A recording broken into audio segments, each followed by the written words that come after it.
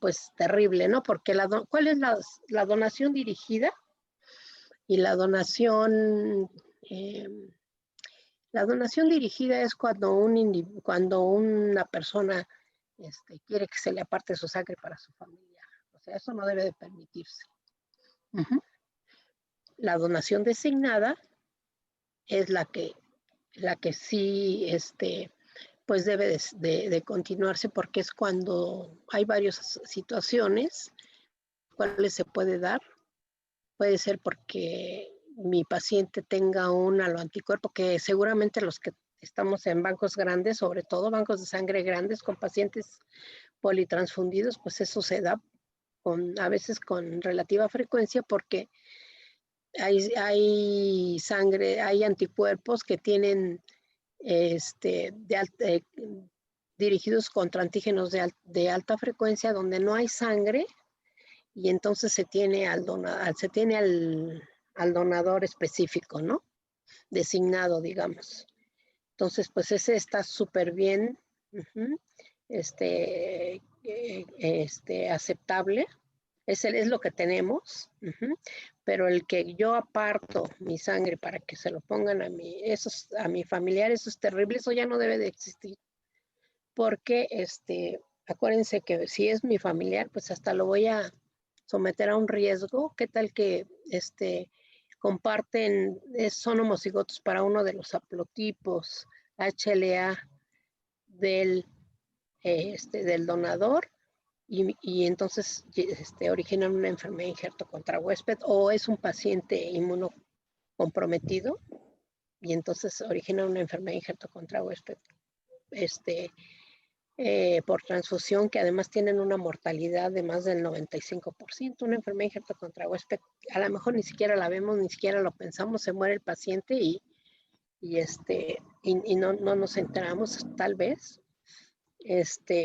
Entonces, ese tipo de donación, pues obviamente que no debe de existir. Digo, a menos que sea por alguna indicación médica. Y además porque no se debe, debe de tratar de guardarse el anonimato. Porque sí puede haber situaciones positivas, pero son más las negativas. Se puede llegar a sentir comprometido el paciente, o el donador puede pensar que el paciente está comprometido con él. Entonces no es correcto no guardar. El anonimato se debe de guardar cuando en la mayoría de las situaciones, en anonimato donador-receptor. Entonces ahí en una donación dirigida, pues obviamente que no se guarda, ¿no? Se sabe quién es para quién. En una donación designada, por supuesto que tiene su justificación médica, pero no dirigida. Y de autotransfusión, pues prácticamente yo creo que si se hiciera como debe de ser, seguiría siendo un procedimiento útil.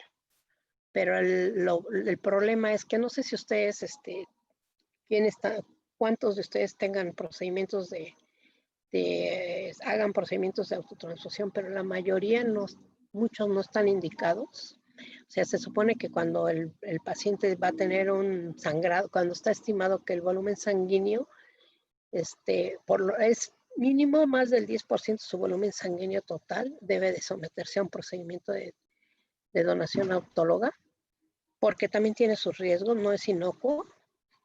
Y generalmente muchos no cumplen con ese requisito.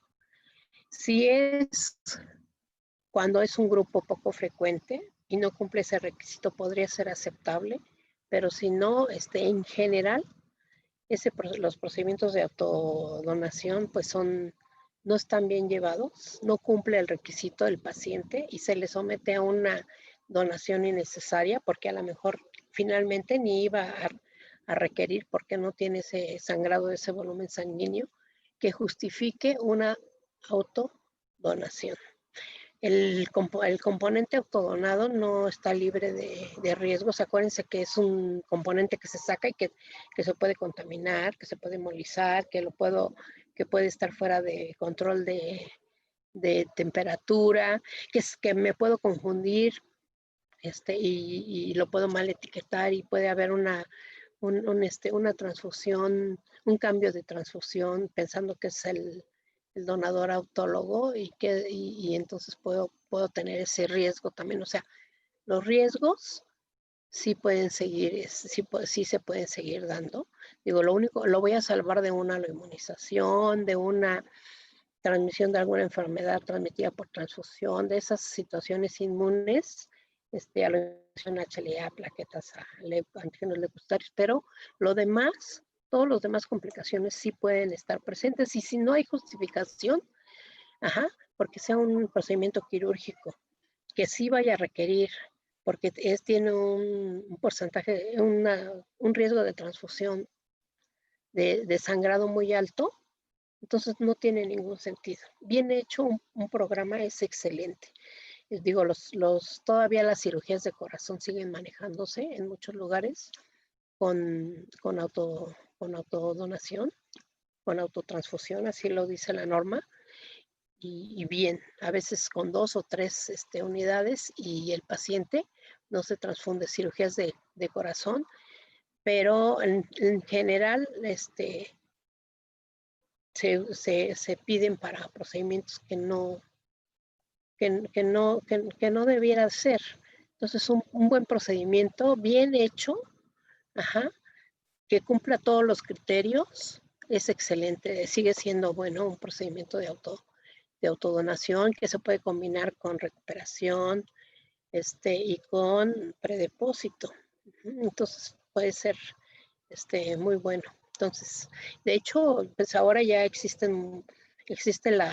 ustedes seguramente lo saben, muy actualizado, el riesgo de transfusión, hay mucho ya información de cuánto sangra un reemplazo de cadera, cuánto sangra, digo, sin otro factor de riesgo adicional, cuánto sangra o tal, cada uno de los procedimientos quirúrgicos, si podemos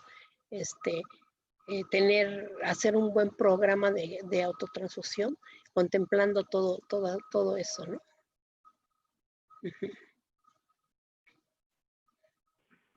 Hay varias preguntas, Araceli. Es en relación de una u otra forma el manejo, y creo que, bueno, pues seguramente lo has escuchado, el manejo del paciente testigo de Jehová. ¿Qué hacer? Digo, varias preguntas hay. Bueno, ¿qué pasaría? ¿En qué momento el médico puede tener o no la responsabilidad si el paciente requiere una transfusión? Y bueno, pues no se puede retrasar la transfusión.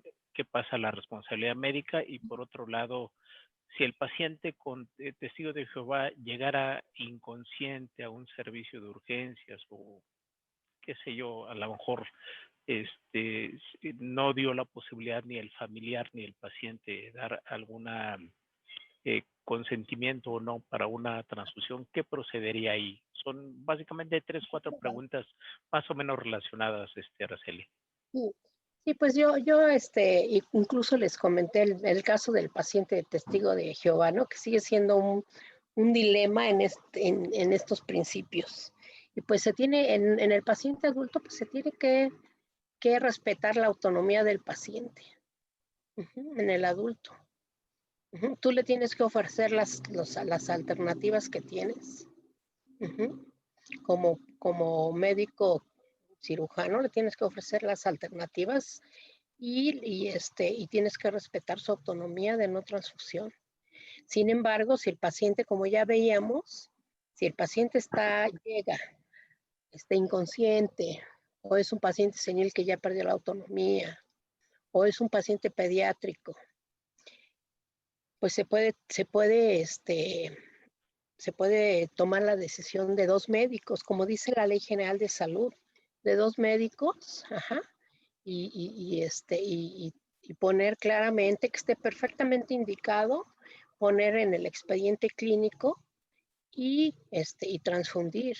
Claro, si yo ya conozco previamente la negativa, y llega mi paciente inconsciente y ya conozco la negativa, de mi paciente a transfundirse, pues tengo que respetarla. Esa negativa está eso está perfectamente descrito, eso lo tengo que seguir, aunque llegue inconsciente, pero si yo ya tengo en mi expediente la negativa de puño y letra del paciente y estoy certera de que esa negativa es del paciente, se tiene que respetar.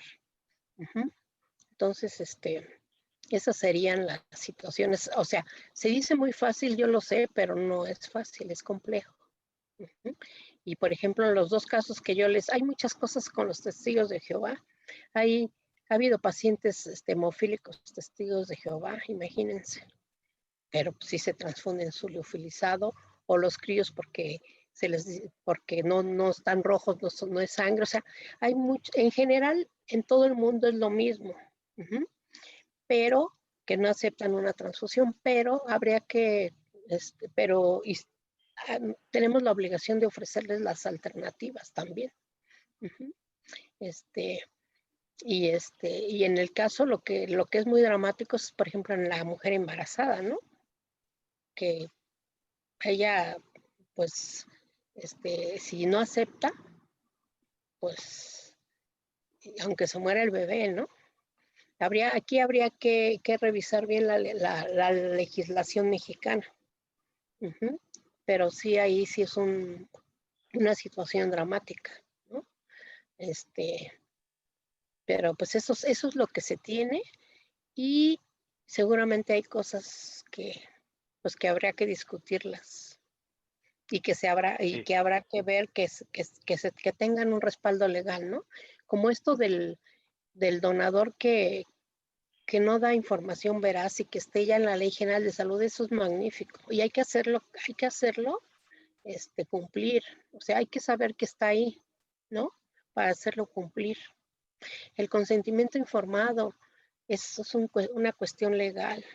Hay que ver que mi consentimiento esté bien y que lo estoy aplicando bien, que estoy siendo consciente de que lo estoy aplicando bien, que me lo está entendiendo, que se lo estoy explicando de acuerdo a su nivel cultural, etcétera. O sea, todo eso es mucho trabajo. Claro, y ahí pues yo creo que tenemos mucho trabajo que hacer. Claro. Hay una pregunta que, bueno, lo hace particularmente referencia al caso de el homosexualismo en la mujer. Sí es ético rechazar a una mujer, pero bueno, yo creo que aplica para hombre y mujer. Mira, no, En ese yo creo aspecto, ¿cuál sería tu opinión, que sí, no, Roseli? mira, o sea, aquí nosotros no podemos primero rechazar por preferencia sexual. Eso que nos quede bien claro por ley, ¿sí? No podemos. Pese a que la mujer no tiene mayor riesgo, la mujer homosexual no tiene mayor riesgo, a menos que utilice juguetes sexuales y los comparta. Ese sería el riesgo, ¿de acuerdo? Ese sería el riesgo. Esa sería la situación de riesgo. El hombre, pero sería para todos, para la mujer homosexual, el hombre homosexual o el individuo, mujer, hombre heterosexual. Pero la mujer, por ser homosexual, no es riesgo. Ahora, el hombre que tiene sexo con hombre, esa población clave, es un dilema, sigue siendo un dilema en todo el mundo. Hay países que aún siguen rechazando. Ya se ha reducido a 3, 4 meses, un año el diferimiento en algunos países, pero ¿qué es lo que sucede? Por ejemplo, en México, pues en México el último censo de hombres que tienen sexo con hombre tenía 17% de prevalencia de VIH el individuo. Entonces, imagínense que tenemos donadores de la población gay, más bien que tienen hombres que tienen sexo con hombre y que tienen esa prevalencia. Entonces aquí, digo, independientemente que no podemos rechazar por la preferencia sexual, es muy claro que el riesgo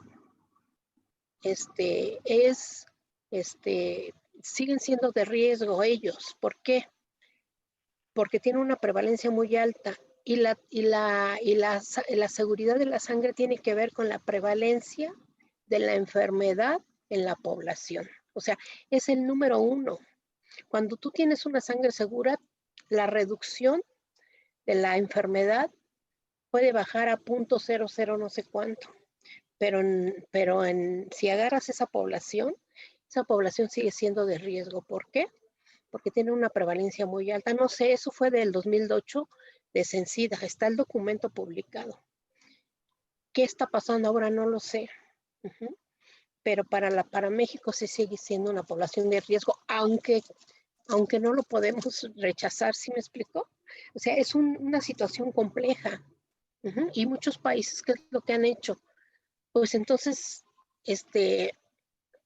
están preguntando en sí la conducta de riesgo, más de una pareja sexual, sea homo o hetero. Ajá. Pareja sexual en algunos países son 3 o 4 meses. Pareja sexual diferente, 3, 4 o 12 meses, según los estudios que hagas, diferente. Ajá, en los últimos esos meses. Entonces eso te puede dar un margen de más seguridad. Pero bueno, esa sería la explicación que yo podría dar. O sea, no podemos rechazar por hombres que tienen sexo con hombre, pese a que sí son de mayor riesgo. Ojalá y ellos lo comprendieran, no es una discriminación, porque además no es un derecho, como ya dijimos, en ninguna parte no es un derecho de que yo tenga que donar, no. Pero el paciente sí tiene derecho a su salud. Y si yo tengo un donador que tiene conductas de riesgo en periodo de ventana, sí voy a dañar al paciente. Entonces, esa sería, digamos que mi respuesta. Y bueno, por último, Araceli, algo que creo que tú lo mencionaste, pero bueno, a lo mejor valdría la pena. ¿Qué pasa con el donador? Hay una pregunta, pero bueno, creo que eso nos enfrentamos todavía todos los días en la parte clínica en los hospitales. ¿Qué pasa si se invita a donar a un familiar de un paciente? Por las situaciones, particularmente, por ejemplo, el ejemplo de ahora, la situación que ha alejado a los donadores por la pandemia a los bancos de sangre. Se hace la invitación, digamos, invitación a la donación y se niega el servicio, el hospital. ¿Podemos ejercer alguna obligación, alguna medida coercitiva o qué hacer en esos casos? A Valdría ver, la pena, yo creo que redondar en eso. no, Familiar, ajá, familiar que acude a familiar donar, no, familiar de un paciente. ajá, Paciente hematológico, renal, el ejemplo que creamos que amerita transfusión, no tenemos sangre. No es para donación dirigida, pero bueno, se hace la invitación a la familia que por favor vengan a donar. ¿Qué procede en esos casos? Ese sería una. Y el otro ejemplo, que se negara a donar. ¿Es válido hacer una medida coercitiva a través de trabajo social o yo claro que no. médico hacerlo?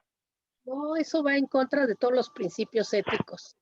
Ahí, imagínate, lo primero es que la donación, para que sea segura, debe de ser voluntaria y voluntaria, sin coerción. O sea, es uno de los pilares fundamentales. No puede ser. Y ahí, ¿quién es el responsable de proveer? Pues es desde el Estado, ¿no? El Estado tiene que tener sus políticas. ¿Y quién? Y el Estado, y a quien el Estado dirija, le asigne esa responsabilidad nacional. ¿Quién? Pues obviamente es la COFEPRIS, la Secretaría de Salud y los servicios de sangre son los responsables de tener ese suministro. Ajá. Entonces, no se puede, no se debe. De hecho, eso origina pues una mala calidad de una sangre no tan segura, ¿no? Porque el donador va a mentir. El donador va a mentir porque, pues si no tiene su donador, pues, pues no van a operar a su paciente o no lo van a transfundir o lo que sea, o dice el donador, pues si van a estudiar mi sangre, pues no importa, pero no. Por eso el consentimiento informado del donador es tan importante, pero que se explique tan bien, porque tiene que llegar al entendimiento del donador, de tal manera que entienda que tiene una responsabilidad porque puede dañar al paciente en lugar de beneficiarlo. Y obviamente la institución no puede hacer eso. Las instituciones deberían de estar tomando otras acciones. Ahora con la pandemia yo creo que esto ha mejorado muchísimo porque pues han salido y han promovido mucho la donación voluntaria. Yo creo que eso se va a reflejar en nuestro país, pero no debió haber habido la pandemia para que se pusieran las pilas los servicios de sangre. Y además es insuficiente lo que se está haciendo. Porque la promoción y la sensibilización es muy importante y no se hace. No se tienen trabajadoras sociales o como se llame el personaje que hace esa parte, ¿no? En muchos lugares, pues es la plantilla más grande en otros países.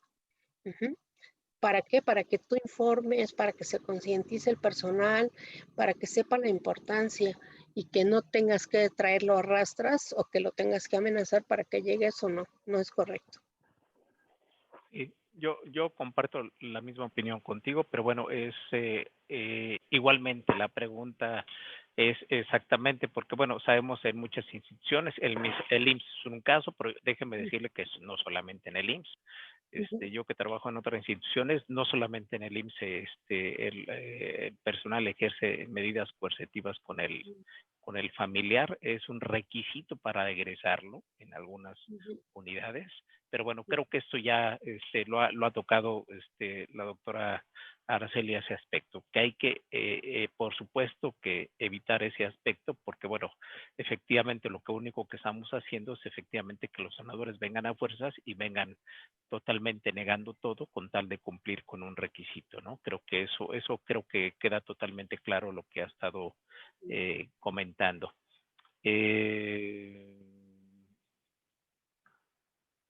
Bueno, y una última pregunta, perdón, bueno, pero es que en relación a la transfusión de plasma convaleciente ahora con relación con el COVID, con el SARS-CoV-2, desde el punto de vista regulatorio, ¿cómo estaría fungiendo esta parte terapéutica? Si nada más tú quieres ahondar en eso. En relación al plasma convaleciente, que surgieron varios protocolos, el IMSS, Secretaría de Salud, Sedena o Marina, pues han llevado un protocolo a ese respecto, Araceli. Pues no sé mucho. Yo revisé uno de los primeros protocolos, por fortuna, tuve la oportunidad de metodológicamente, pero no te puedo decir mucho porque no he estado involucrada. No quisiera cometer alguna equivocación en mi comentario, ¿eh? Entonces prefiero que alguien que sepa pues pueda hacer ese comentario. Claro, pero se refiere a la parte regulatoria, o sea, no en el sentido técnico, la parte regulatoria, un paciente que tiene COVID, la indicación aquí de la transfusión del plasma convalecientes con base a los criterios clínicos amerita, ¿habría alguna objeción regulatoria para que el clínico pudiera transfundir o desde el punto de vista normativo algún impedimento? Bueno, lo que tiene que estar está protocolizado el lugar, eso es súper importante. Tiene que estar autorizado por COFEPRIS, o sea, no puede así sacar yo mi voy a hacerlo, porque yo creo que son los dos aspectos importantes. Están todos los criterios que puso el Centro Nacional, que ha sido muy eficiente el Centro Nacional en esta parte de ¿cómo se llama? De de hacer las regulaciones por parte de la Secretaría de Salud. Lo ha hecho muy bien y hasta muy oportunamente el Centro Nacional. Pues están todos los parámetros, pero lo importante yo creo que es pues que no se puede hacer si no hay un protocolo autorizado por la COFEPRIS, por un comité de ética, o sea, lo que decíamos, ¿no? Parte de los criterios éticos, que es algo que se ha discutido mucho en el mundo, esta parte de que se ha usado mucho por compasión y que no debía haberse hecho tanto, sino que debió haberse hecho con estudios clínicos controlados, doble ciego, etcétera, ¿no? Para que realmente se viera la eficacia, la eficacia y la seguridad también, pero más que nada la eficacia del plasma. Entonces, no lo puede hacer cualquier persona. Está el del Seguro Social, que fue el primero que empezó, y hay otros 2 protocolos, si no mal recuerdo, que están autorizados por COFEPRIS. Bueno, al principio fueron esos 3 y pero sí tienen que seguir, tiene que haber criterios de inclusión del donador y los criterios de transfusión y el seguimiento que se le debe de hacer al paciente después de que se transfunde el plasma, que son dos plasmas para el caso del Seguro Social. Tiene que haber un seguimiento, tiene que cumplir con un seguimiento y pero eso sería así como de manera general. Ujú. No, yo estoy de acuerdo contigo. Cuando surgió el hecho del plasma convaleciente, ahora está más en desuso porque lamentablemente los estudios de metaanálisis no han demostrado lo que todo el mundo hubiéramos deseado, por supuesto. Pero bueno, en México sé que hubo un boom en el sentido de que todo el mundo lo quería administrar, pero uno de los criterios importantes que se puso como eh, requisito, por si se puede llamar de alguna forma, es que tenía que tener un protocolo registrado por la COFEPRIS y también el Centro Nacional de la Transfusión Sanguínea tenía que estar el aval. Entonces, los únicos protocolos, ya los acaba de mencionar la doctora, son los que están avalados. Si se hacen fuera de esto, bueno, estamos cometiendo pues un acto fuera de una mala praxis porque no debe estar bajo un protocolo, no decir, bueno, le pongo plasma para ver si mejora de alguien. Entonces, no es así como tal que se debe de hacer. Entonces, yo enfatizaría lo mismo, que es bajo un protocolo que esté avalado. Si alguien amerita, bueno, tendría que ser de estos centros donde tengan protocolo y que esté la COFEPRIS haya sido a avalar este aspecto. Bueno, no sé si quieres comentar algo, doctora Rita, adicional a lo que ya ha estado extensamente comentado la doctora Araceli. Sí, yo solamente retomar 2 puntos muy importantes. Uno, el aspecto ético que ahorita estamos evaluando o revisando no solo aplica en cumplimiento al personal médico, es un aspecto ético que aplica a todo personal de salud, sanitario de salud, el cumplir cada uno de estos, digamos, principios de la medicina ética. Entonces, todo personal de salud tiene que cumplir estos principios éticos, no solamente el personal médico. Y otra cosa muy importante, la doctora mencionó que la donación no es un derecho y es una responsabilidad civil. Desde el momento que se convierte en una responsabilidad civil, implica que si yo genero daño, yo pago el daño. Entonces, el donante tiene que estar muy consciente de esa situación y muchas veces eso nosotros no lo hacemos, no se lo aclaramos al donante. Y el problema es cuando ya vienen los problemas legales, ¿no? Entonces ahí es cuando nosotros decimos, pero ¿por qué nunca le explicamos al donante? Con respecto a la parte de homosexualidad, bueno, en nuestro país ya sabemos que la normativa lo permite, pero hay países como los Estados Unidos que no permiten la donación de personas que sean homosexuales, pero ellos tienen un vínculo muy importante con esa comunidad, platican perfectamente bien sobre las prácticas de riesgos sexuales, sobre los estudios que tienen que hacerse cada 6 meses y cada 12 meses, dependiendo del riesgo que ellos concienticen que tiene la persona.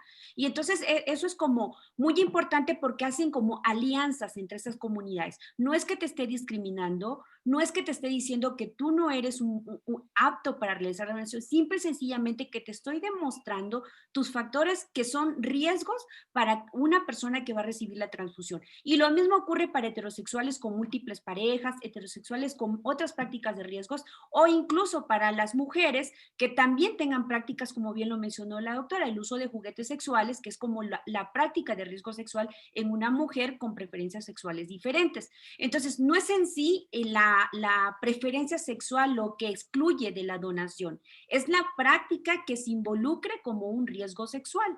¿Sí? Entonces, eso es importante. Mencionaron algo ahí acerca de la donación autóloga, que por qué en Estados Unidos es muy frecuente. Los Estados Unidos tienen una regulación sanitaria, la FDA y los CDC, con respecto a la donación autóloga, tan precisa y tan estricta que ellos permiten incluso recolectar sangres autólogas de pacientes con enfermedades como VIH, hepatitis B, hepatitis C, pero porque sus sistemas son tan meticulosos para saber que esa sangre solamente la va a recibir la persona que llega a hacer el depósito de la sangre. Entonces, esas cosas que nosotros a veces llegamos a tener como esas ideas de que como me falta el abastecimiento de donaciones halogénicas, tengo donaciones autólogas, las voy a usar. Eso no está permitido y no está permitido por ley y no lo debemos de hacer porque no es una buena práctica. Eso involucra que si yo tengo, aquí en el país se considera que las donaciones autólogas son de donantes sanos, no son de donantes enfermos como en los Estados Unidos, que se pueden hacer recolecciones de pacientes con enfermedades que se pueden transmitir por transfusión. Pero en nuestro país solamente tratamos de que los donantes autólogos sean donantes sanos, pero no podemos utilizar la sangre de un donante autólogo con otro donador que no sea el que llegue a ser su depósito para él mismo. Y eso también lo marca la ley. Es únicamente aclarar eso y bueno, pues eso de la parte de los riesgos de la selección del donante con ciertas pautas que nos pueden generar daño en un receptor, lo vamos a revisar en el siguiente módulo, donde vemos los criterios de discriminación o los criterios de diferimientos en donantes. Entonces lo vamos a tocar también con artículos y con ciertas revisiones muy, muy científicas para que nos quede perfectamente claro. Pero en sí, el código de ética aplica para todo el personal de salud. Y incluso la misma normatividad nos dice que todo personal de salud que esté en un banco de sangre tiene la responsabilidad de conocer la normativa, la 253, de conocerla para poderla, de acuerdo a su competencia técnica, poderla apoyar al donante o incluso al propio banco de sangre donde se desempeña. Nada más. Vale.